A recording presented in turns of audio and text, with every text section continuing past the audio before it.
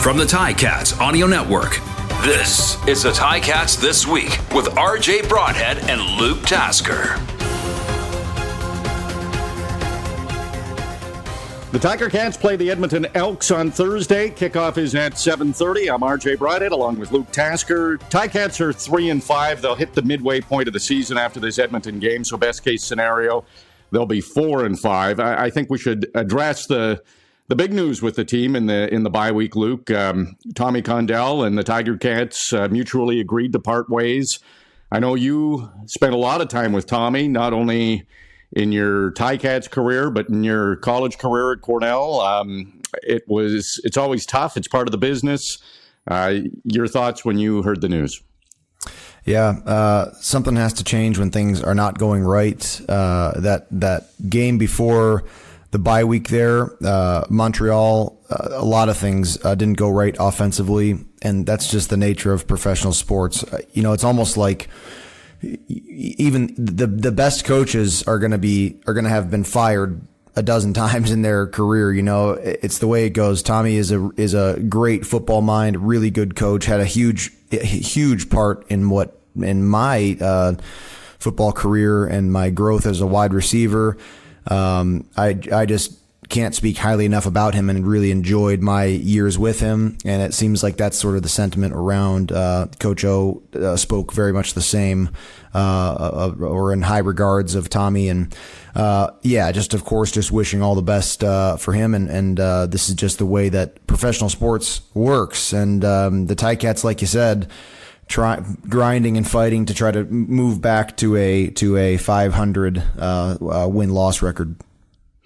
Yeah, it's tough, and I got to know Tommy a little bit too over the past few years, and great guy, family guy, and he's been so busy with football. Maybe he'll have a little time with his family, and then we'll see what happens down the road. But Tommy has great credentials, and Scott Milanovich has great credentials, and he'll come in as the offensive play caller. He's been a head coach. I look back at that 2012 team, Toronto Argonauts team that won the Grey Cup, that Scott Milanovich was the head coach, and he had coaches under him, Orlando Steinauer, now a head coach, Mike O'Shea, now a head coach, Chris Jones, a head coach, Jason Moss, a head coach. Like, it really was an all-star coaching staff. But Milanovich is kind of known for his work with quarterbacks and developing quarterbacks, and he's most recently spent time in the NFL with the Indianapolis Colts as their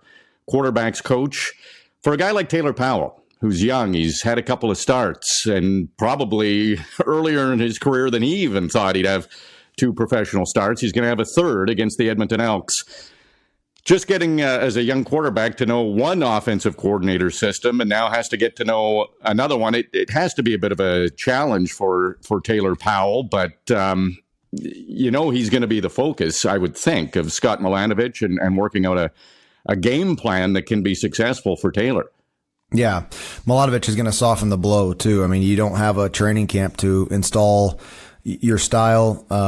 Milanovich has been there. He's been with the Ticats. He didn't just walk into the building this last week, and so he has an understanding of the offense that's been in place all season. And so there'll be changes and there'll be new plays, some new concepts, but they're gonna sort of morph the old into the new, I would think. And I think that's a great point, RJ, that Milanovich is a quarterback guy. I mean, so his focus and his approach is going to start at the quarterback position, and that's probably a good thing for Taylor Powell. You can imagine sort of a change where the head of the offense parts ways with the team from the coordinator position, and if a guy comes in who just gives you a to-do list and expects greatness, and that's kind of the end of the story, that can be hard for a young quarterback. I think there'll be a much more mutual working relationship here, and for a young guy like Taylor Powell, the third quarterback to be starting for the Ticats this year, and still learning the game and still coming off some ups and downs of his first starts. I think this might be a good relationship, a good offensive coordinator quarterback relationship here with Powell and Milanovich, and it doesn't end there. I mean, they've got problems to solve around the offense as well, and we've seen some changes made, and coming off of this bye week, we'll see. Maybe it'll look like a different Ticat offense. Well, I'm going to play off of what you said there, Luke, because I do have a few statistics. You always love when I get to the statistics. I do. But offensively, there is room for improvement. Ticats were shut out for the second straight game in the fourth quarter. Third time this season they've been shut out in the fourth quarter. 3 straight games they've been held under 20 points. They only had 15 first downs in their last game against Montreal. That's the second fewest this season. They only had the 1 first down in the second half, and that was on their first possession of the second half, so they went about 28 minutes without a first down.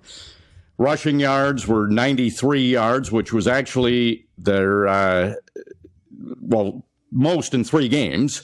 So that's a bit of a positive, but that's an area that is interesting too, because the CFL sent out some statistics, and rushing attempts are up to 45% a game, and the CFL seem to be attributing that to a lot of backup quarterbacks. Well, the Tiger Cats are on their third-string quarterback. However, they only rushed 31% of the time in their previous game, so maybe we'll see more of James Butler. And the other thing with this game at Tim Hortons Field, Ticats have only scored 3 touchdowns in 4 home games. So you want to get the crowd into it. You want to score those touchdowns. You want to put up points. So there's a lot of areas to improve. You were an offensive guy. You've seen the Tiger Cats. What would you like to see in this Edmonton game from the offense?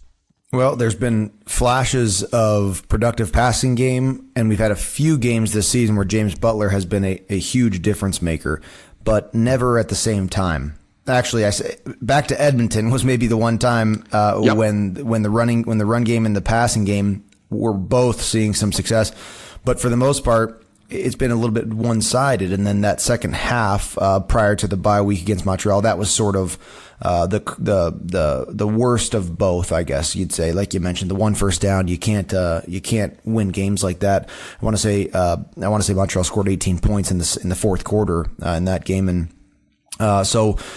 What I'd like to see is cooperation, mutual production from the run game and the pass game, and they do help each other. Success in one should and can help the other, and success momentum is a real thing, and that confidence that comes. So, I hope that Taylor Powell goes out there. I hope he has some easy, quick answers in the passing game.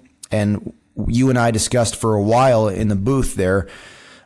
James Butler, to me, a great running back makes things happen after the first contact, after he breaks through that line of scrimmage. But even a great running back cannot overcome a hyper-productive defensive front. If that offensive line is not moving guys out of the way, you can hem in even a great running back. And so that cooperative relationship there with the offensive line and James Butler, really hope that we can see back to that game like in Edmonton where James Butler, rushing for around that 100 yards and making a huge difference. Back to that Edmonton game, that was Taylor Powell's first introduction as a Hamilton Tiger Cat to the field, and it's one of the bright spots of the season was his first play in the game, throwing a touchdown pass in Edmonton. That was to Tim White, and of course, coming after the unfortunate Matt Schiltz injury, fairly substantial injury as it turned out to be, and. Now Taylor Powell is well into his games as a starter, and very much looking forward to how all of those parts piece together offensively.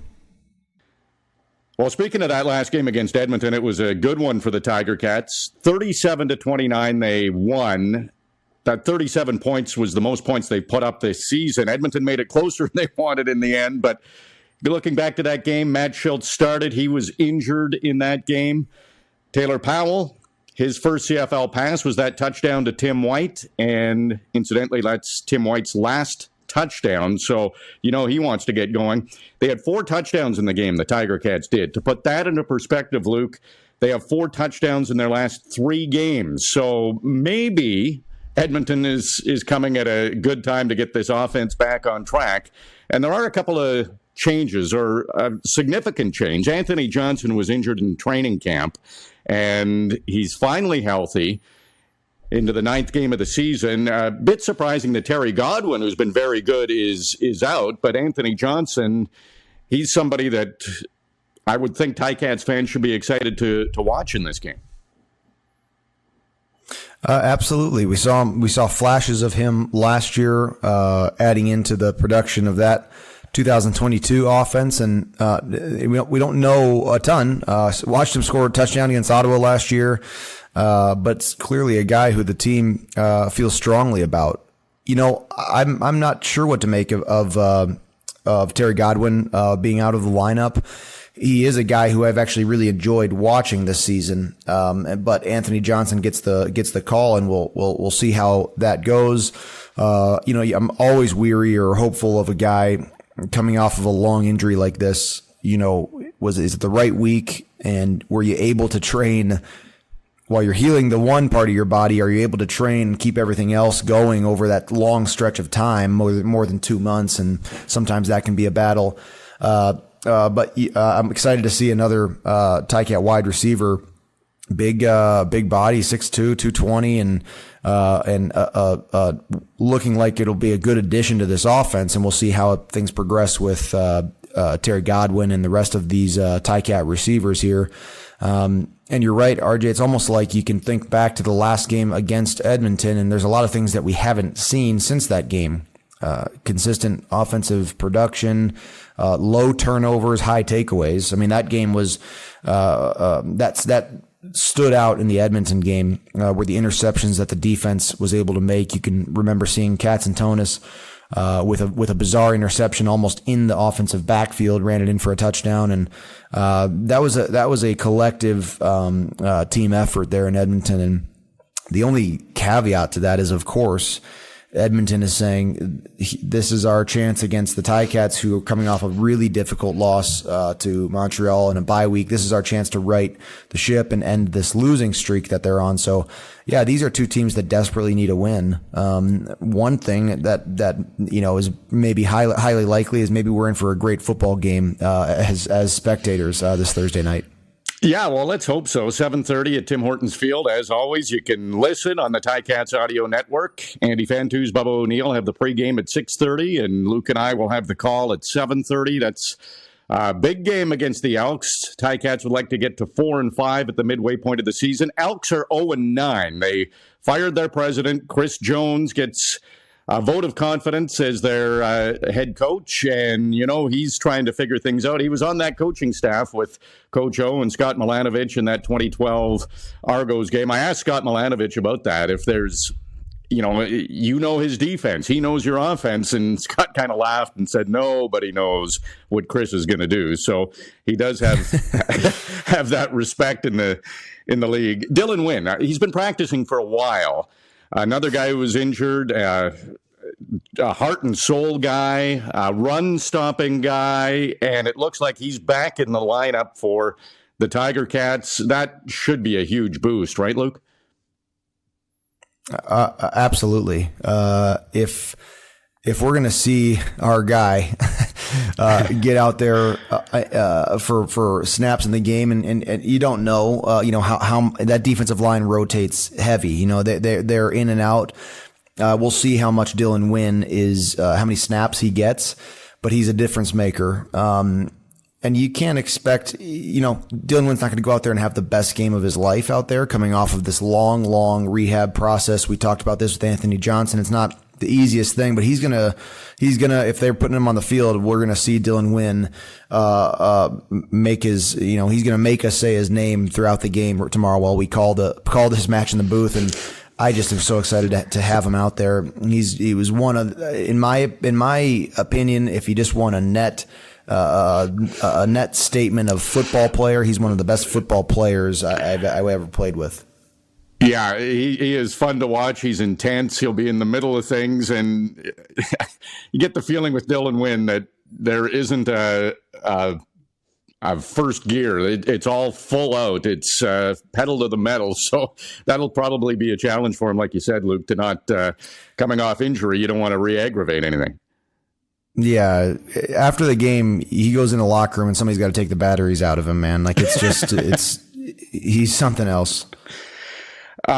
When you look at the run defense, the defense has been very good for the Tiger Cats and kept them in games and created some takeaways. But one thing has stood out. Against Montreal, they allowed 135 rushing yards. That's the 7th time in 8 games they've allowed at least 100 yards rushing, which we're not used to seeing from this Ticats defense. 5th straight game where they've allowed at least 100 yards rushing. And Dylan Wynn will probably help that. I talked to Coach O about it. I talked to Simone about it, and they both feel pretty good where this run defense is. They just kind of feel that there's been an explosive play against them, and that's really added to those totals. And it's something they're working on fixing. But I guess the explosive play has to be reduced by this Ticats defense to bring that stat back to where it's been in past seasons. Coach Orlando mentioned that exact point in the Coach O show this week about the explosive plays. And, you know, I always have an offensive cap on and thinking explosives are a good thing, and you gotta, you know, give away turnovers are bad and explosives are good, and of course defensively it's the opposite, right? And so limiting those explosives, some of that comes down to, yes, getting up and plugging gaps in the front, but it also comes down to open field tackles too. And a missed tackle a game, it's like it'd be like an error, you know. And I mean, it's really it's not a stat that's easy to track, a missed tackle, but that's a crucial part of the game.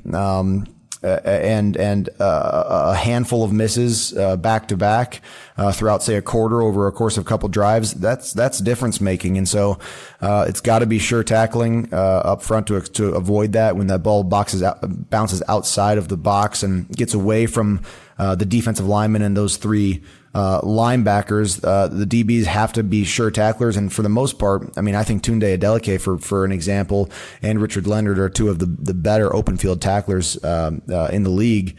And so it's almost like you got the pieces in place, and you know, can the whole thing come together at Tim Hortons Field this week? And at some point it does. You know, at some point a team that's struggling is able to turn the page, and of course, if this was the Elks Audio Network, you might want to be saying the same thing, right? Like, it's eventually these pieces are going to fall in, and you got from an Elks perspective, you scored 22 straight points against the Winnipeg Blue Bombers last week, and of course came up short again. But there's not it's not like everything's totally wrong over there in Edmonton. They're looking to right the thing too.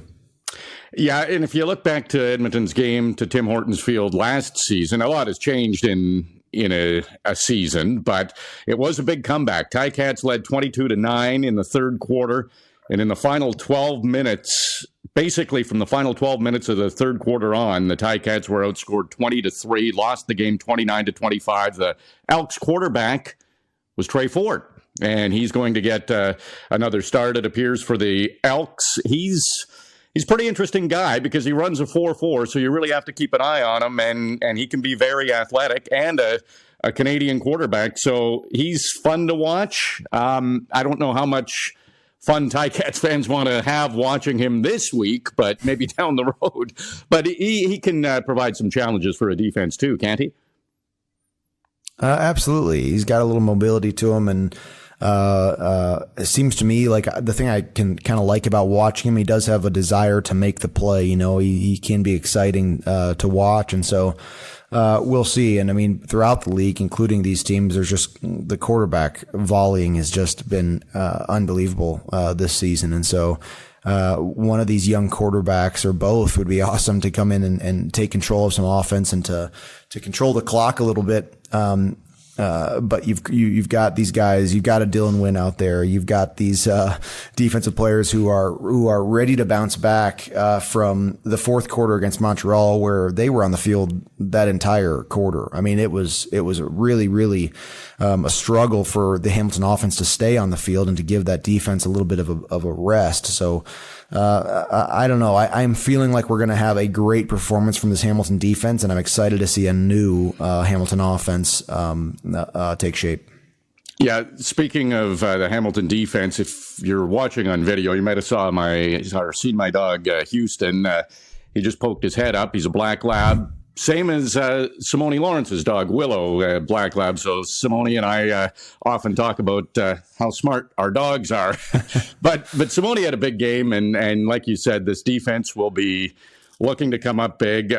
I think, to be honest, Luke, if I'm a fan going to Tim Hortons Field, I want the defense to be big, but I'm looking forward to seeing what the offense can do. Should we temper expectations on how many changes we'll see on Thursday? Well, changes are going to be hard to recognize, to be honest. Production is really the thing that we as spectators and onlookers have the best gauge on. Are we getting big chunks of yardage? Are we scoring points? I do remember as we started to sort of shift in offense in 2017, the production came slowly. I mean, it was a little bit, there was a difference there, and there's just some natural energy that comes with, the change happening. I don't know what that is, but the change sort of gives life. It gives you a new thing to work on and a new perspective on how this route interacts with this concept and how the receivers on the same side should have their timing. And you just kind of get a little energy off that. And so I do expect to be able to see a difference. Anthony Johnson coming in the game. I think you're going to see a guy like Tim White, gather a few more opportunities down the field. I've really been impressed with Duke Williams, and I would love to see 4 to 5 of those catches behind linebacker depth to a guy like Duke Williams in the game. And I don't think a Ticat fan should necessarily temper their expectations. You want to hope for the best and see it come to fruition. And I'm excited to see if that energy manifests itself in points on the board. Okay, so you're saying 50 points for the Ticats? At least. Oh my goodness, 55. No, it'll be a battle. I mean, and I would love to see, like you said, their previous highest point on season in Edmonton, and you can't. I don't want to understate it either. Edmonton's struggling, right? So you do want to take advantage of it. We always had the idea of keep a losing team losing, and there's some energy there too, and some just excitement to make that happen and make that a reality. So would love to see it. And Taylor Powell, as it always does, it's going to come down to a lot of decisions on his part, and we've seen some good. We did not see the ball move down the field in that last game. Will they be able to extend the passing game? And of course, you probably know what I'm going to say. Can they avoid the interceptions and turnovers? Well, it's funny. When I talked with Scott Milanovich, he said that's the number one focus right now. Limit the turnovers and limit the penalties. Too many penalties being taken on offense as well, and making it difficult to get first downs with long yardage to go to convert the first down. So we'll see. Trying to keep it basic, but it is an important game, and Edmonton's a good team. Too many talented players to go winless for the season. Ticats, like you said, Luke, want to make sure that it doesn't happen this week, that they get that win. They get to the midway point at 4-5, and from all indications from players and coaches, it sounds like the team is getting better and better and healthier, and that we might see a much better second half. So fingers crossed, looking forward to the game, Luke, and we'll see you at Tim Hortons Field. Yeah, looking forward to it, RJ. See you there Thursday night. Of course, you can catch on the Ticats Audio Network Game Day with Courtney Stephen and Mike Daly. That will be Thursday before the game. I think it comes out in the morning, so you get a real good taste of what to expect. And the pregame show at 6:30 with Bubba O'Neill and Andy Fantus. And Luke and I will have the call at 7:30 Eastern Time on the Ticats Audio Network.